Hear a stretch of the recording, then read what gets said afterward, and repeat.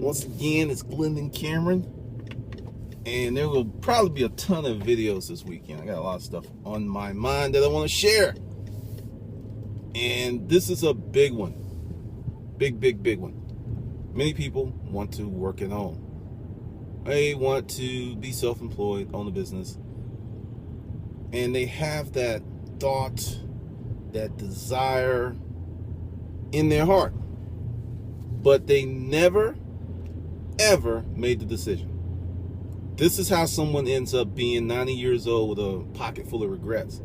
The decision. This isn't, the thing with LeBron a few years ago. It's kind of the same. It's the decision. At some point, you have to sit yourself down and say, this is what I'm going to do with full vigor, gusto, and all of your might, heart, all your abilities. You're just going to have to sell out.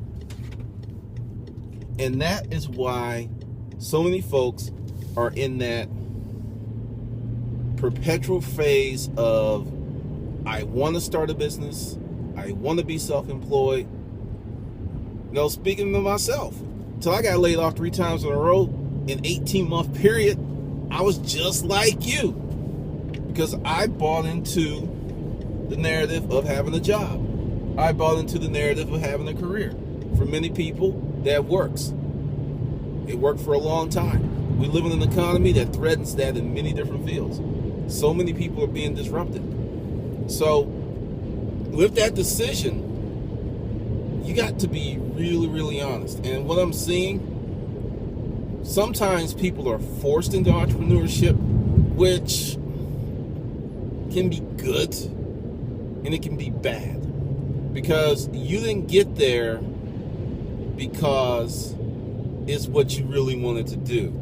You got there because of a survival instinct. And when I say bad, I'm not saying it's bad that you started a business to support yourself, feed your family. I'm not saying it's bad. What I'm saying is bad is your motivation is really not deep. Because once certain things are solved, you may go back. That's how you see people who were self-employed and they go get a job, and they're self-employed and they keep going, because they're not really starting a business from a place of strong, urgent desire. When you come from strong, urgent desire, that posture, it's a different ballgame. Because I look at some of the most successful people in the world, and many of them got that way because of a strong desire to either improve the world. Like take, YouTube, Google owns this. Google's goal wasn't to become this billion-dollar company. That was not their mission statement. Their mission statement was to index the world. And then all of that other stuff came with it, and they're still doing it. So you got to have this big, compelling reason to start your business. And if you don't, it doesn't give you all of the proper energy, resources, these things that you need to be successful. You won't get those long term. Anyone can start a business for 6 months or a year. Anyone can do that. When you get to, it's a statistical fact that so many businesses are gone by year 5. And it's hard. It is very hard. But to compare and to contrast, having a job today is very hard. And it's, in my opinion, depending upon your field, your career, it's just as risky as starting your own business. You could get laid off, you can get fired. The company can change their mission and then no longer need your services. And it's not really a personal decision. It's not that you did anything wrong. And that's the thing I think that really trips up a lot of people. You do not have to do anything wrong. You don't have to be late. You don't have to be an underperformer. You can actually be an overperformer. I was salesman of the month when I got laid off. That messes with you. You're like, wait a minute, I'm doing my job. I'm coming on time. I'm doing what I need to do, and I still get got. It's really hard to reconcile in your mind because of the narratives that we're taught. So understand, you have to make a decision from a really good place to become a business owner. Now, being broke and needing cash is not.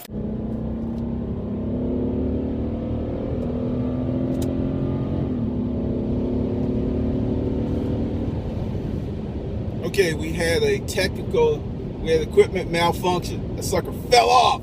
That was funny. But as I was saying, being broke, okay, it stayed. Being broke is not necessarily a bad place to actually start, trying to start your business. You can leverage that, but understand it has to be a larger, a bigger decision. It has to be substantial. It has to be stuff that keeps you up at night, because long term is what you want. Because when I was in the storage auction business, I noticed that there was a lot of people that had reached a certain level and just stayed. They didn't go any higher. And there's another group of people like, well, it's just their personal decision. That's all they wanted to do. Bullshit. If you're in the position where you can make some serious cash and you don't want to do it, it's other reasons. And the reason is the narrative. So many people believe that they could not make a full-time living with storage auctions because of the if factor. How I solved that problem was, okay, I need $3,500 a month to live. I buy 10 storage units. That's going to get me $2,000 to $6,000, maybe more a month. Okay, so I need to buy 20 storage units, because if 10 gets me 2 to 6, 20 is going to get me 4 to 12. It's about volume, and it's about living within your means. And that's what trips people up. Because if you can get your means down to like $3-4 grand a month, and you have other resources such as a vehicle, space, you can make that in the storage auction game very quickly. Pretty much any area that has an ample supply of storage units. But many people did not come back, break it down, look at what they should do, or really look at it in that manner, because they didn't make the decision. When you make the decision, it prompts you to look at other things. And I'm going to give you a real good example of a major decision that you've seen someone wig out over. You got this guy, you got this girl, and they decide to get married. Have you seen how people freak out the day of the wedding? The nerves, all of this stuff. Because at that moment, that decision becomes extremely real. Long as it's not real, you don't have to deal with certain things. So when you make the decision and you make it real, you are forced to look at it the way that it is. It is like, well, I'm assuming that it's going to... No. You're forced. You are forced to look at it, to analyze it, to objective. You got to look at it. And that's the thing with the decision. You have to set yourself up for success by looking at the angles. And it's a nerve-wracking proposition. It can be anxiety-inducing. It can be. But my question to you, what is your life worth? What is it worth? This is my personal philosophy. I'd rather fail massively than to win on a minuscule level.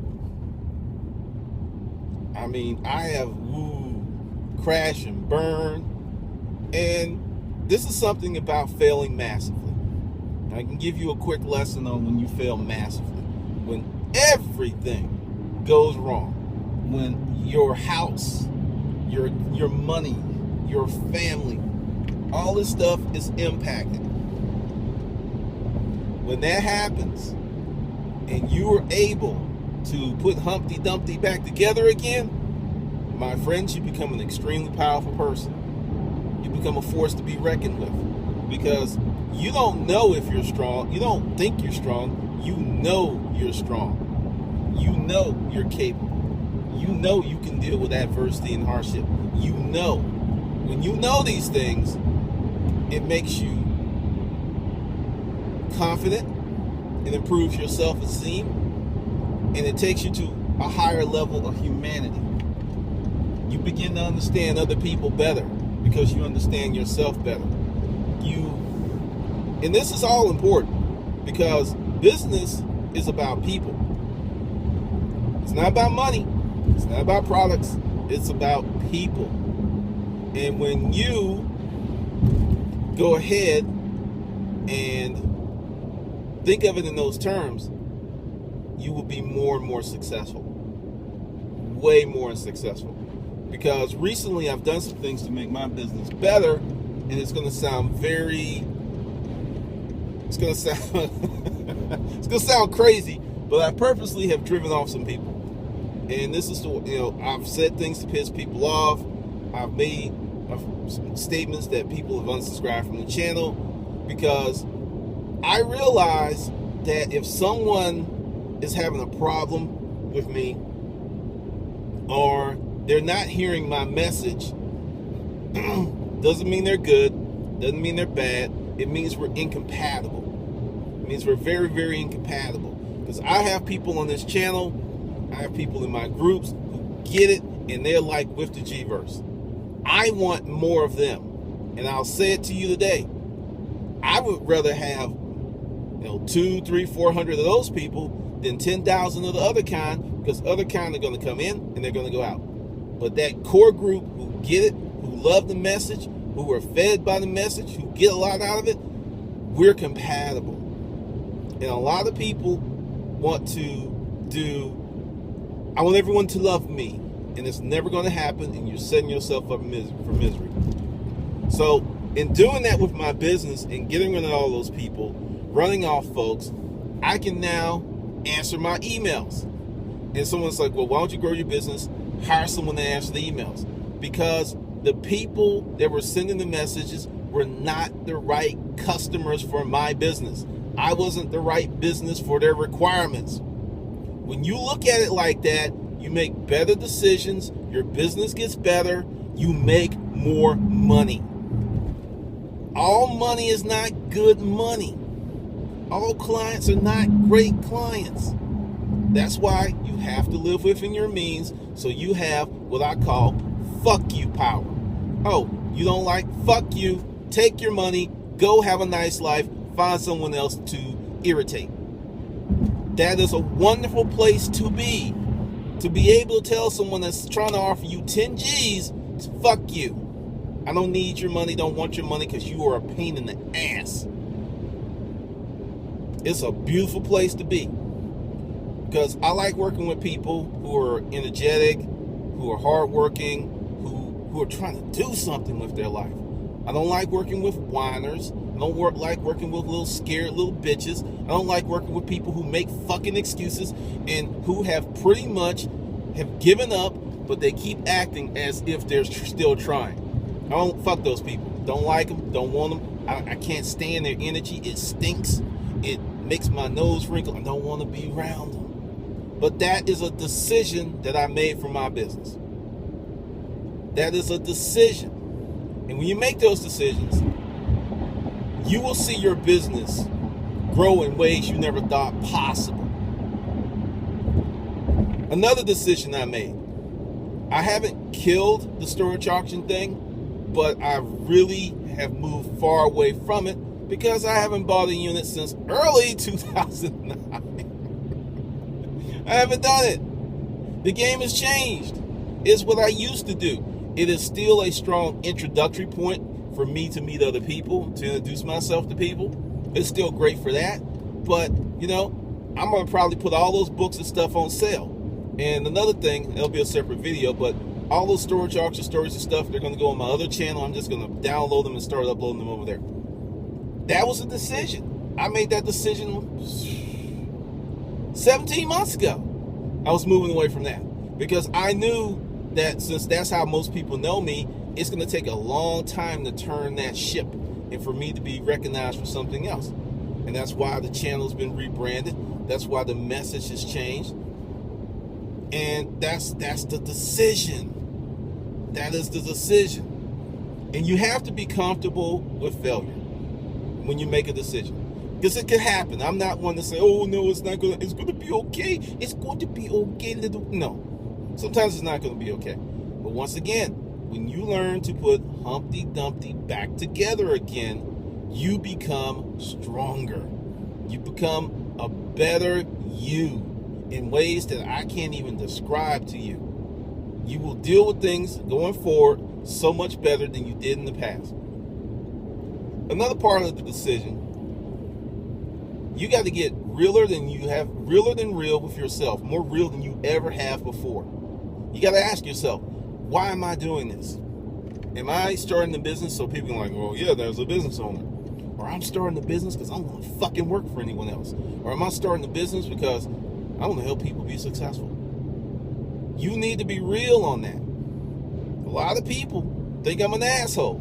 And I do stuff to garnish that opinion. I sure do. And I love it. I love it. I'm not going to lie. I love it. But I help out a lot of people because I've learned. I can't help everyone. Can't help everyone. I'm not going to try. But I can bring a few to the good side. That's how I feel. And that's a decision for my business. And it's reduced a lot of stress. And once again, making these decisions, it's like when people send me emails, I can respond like that because my inbox is not full of garbage. It's not full of people who really don't need to be talking to me anyway. They need to talk to someone else because I am not the guy for them. I'm just not. And you got to get that real, because I'm telling you, what we have going on today in our new world is so freaking awesome. The things that you can do, the things that you can create, the business you can build, is stunning. I mean, I'm not some Pollyanna going that the sky is full of rainbows. I'm saying that the sky has rainbows for those who are looking for them.